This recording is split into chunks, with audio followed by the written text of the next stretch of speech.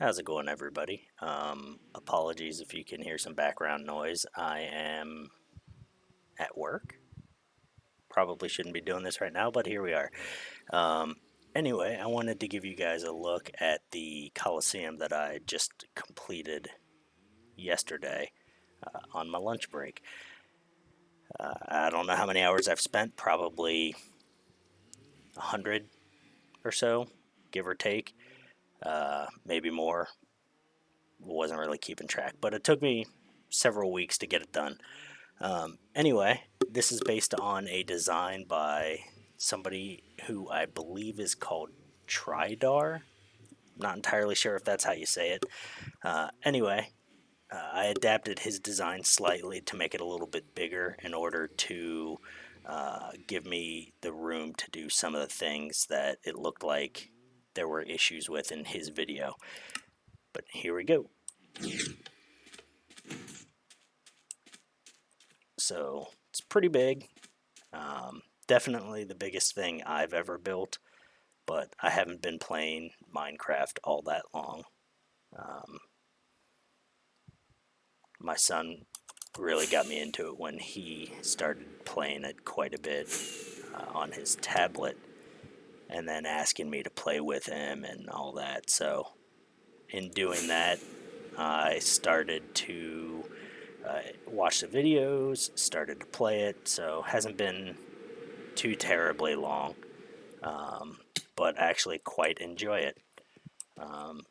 All of these tunnels here are interconnected, so you can walk through any of them freely, no problem.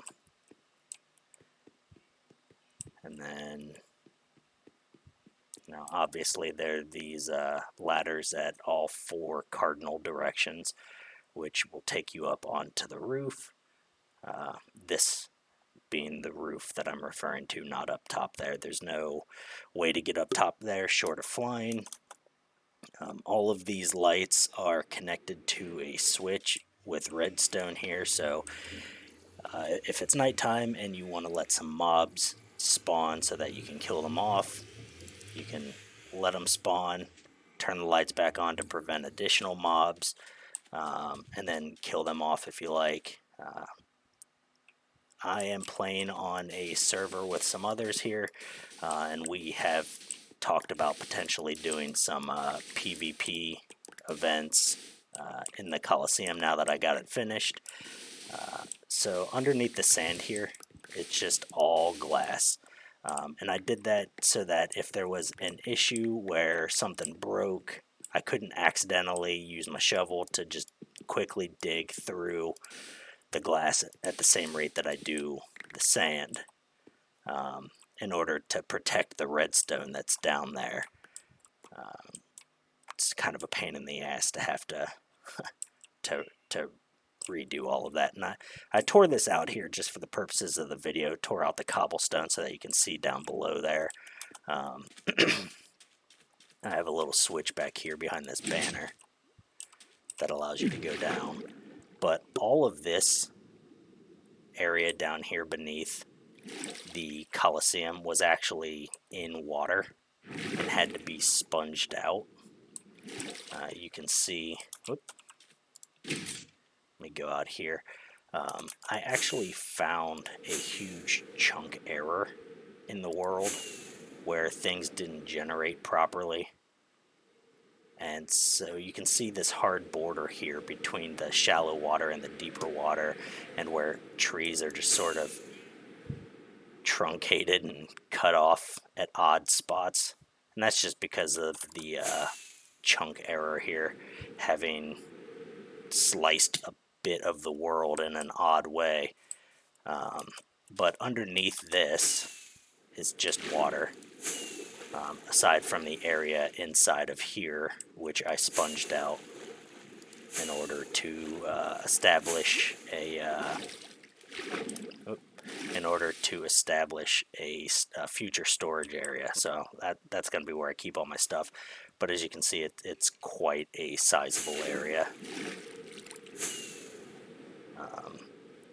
But yeah, I mean, this this took a ton of resources. By my count, somewhere in the neighborhood of several 100,000 blocks.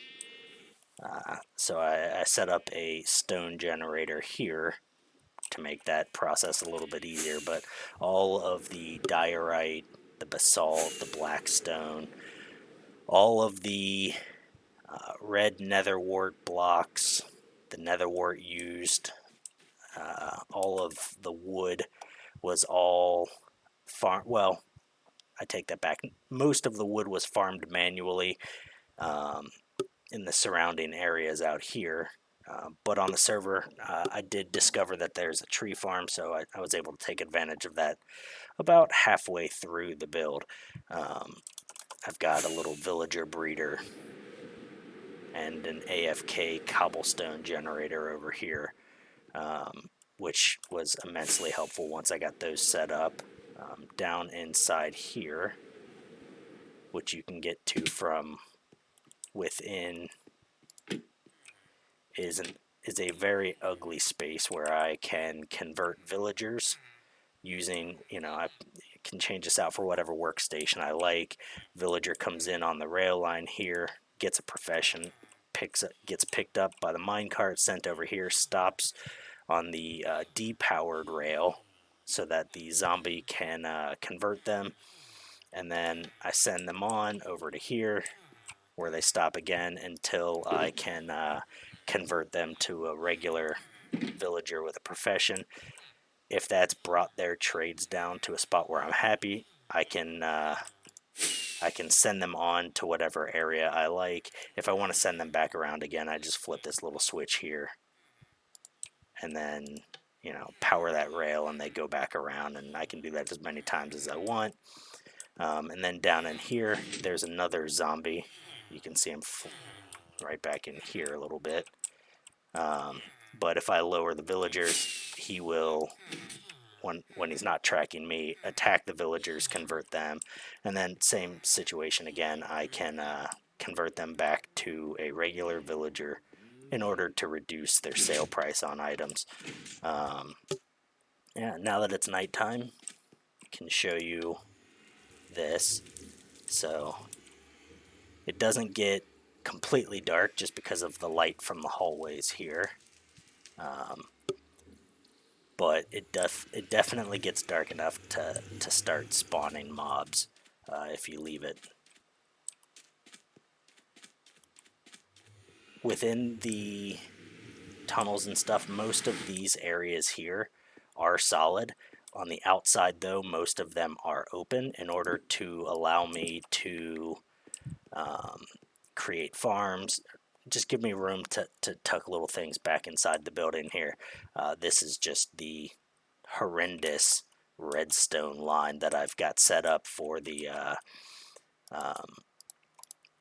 for the lamps on the floor of the Colosseum there. So disregard those for now. They're ugly, I know. I will be updating those in the future. But I wanted to get something completed. In order to make these operational, because I was tired of all the torches and glowstones and everything else sitting on the floor of the Colosseum, making it look hideous. But yeah, that is the Colosseum that I built. Like I said, never done one of these videos before. Might do one in the future. I don't know. We'll see. Anyway, hope you enjoyed it. Have a good one.